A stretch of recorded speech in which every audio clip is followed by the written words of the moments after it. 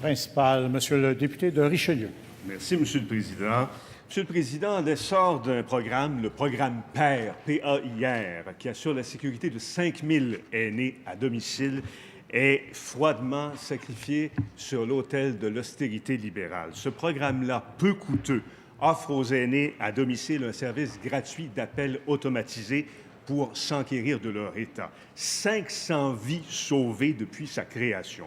Après avoir mis à pied 2 de ses 3 employés, le programme PAIR est sur le respirateur artificiel, date butoir 1er avril. C'est complètement illogique de cesser de financer ce programme qui a fait ses preuves, qui fonctionne, qui donne des résultats. Ce gouvernement qui dit vouloir maintenir les aidés à domicile refuse d'injecter un maigre 150 000 $ dans le programme qui vise précisément cet objectif. Est-ce que la ministre des Aînés va rapidement se raviser d'ici le 1er avril et soutenir le programme PAIR? Madame la ministre des Aînés. Merci, Monsieur le Président. J'ai eu le privilège d'annoncer le 10 décembre dernier le programme CADA national, suite à un appel 2014-2015 où le gouvernement libéral a investi 5,5 millions de dollars pour 29 projets. J'ai également, ce lundi, annoncé encore des projets CADA pour le volet soutien en action communautaire pour un peu moins, à quelques dollars près, de 10 millions de dollars sur 3 ans, Monsieur le Président. 81 projets dans 16 régions du Québec. Plusieurs exemples, je vous donne celui de Richelieu, le regroupement pour la santé des aînés Père de Sorel pour 115 000 $. L'organisme dont parle mon collègue, qui est un organisme dans une région très précise, fait une demande qui ne répond pas, malheureusement, aux conditions de financement qu'on a pour CADA national. Nécessairement, on va communiquer avec l'organisme et leur dire de refaire leurs devoirs, puisque les appels de projets seront toujours au rendez-vous. Terminant.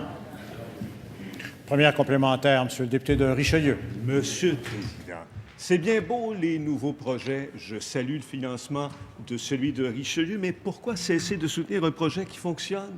Le programme PAIR qui a permis de sauver 500 vies, elle est où la logique?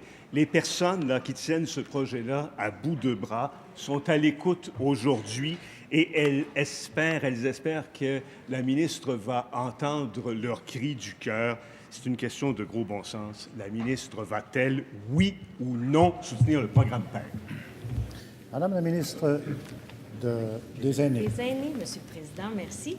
Le programme PAIR existe dans plusieurs régions du Québec. Celui dont mon collègue parle a eu un financement 2008-2009 de 1,4 million de dollars sur 4 ans, Monsieur le Président. Puis, en 2012-2013, 365 000 pour 2 ans.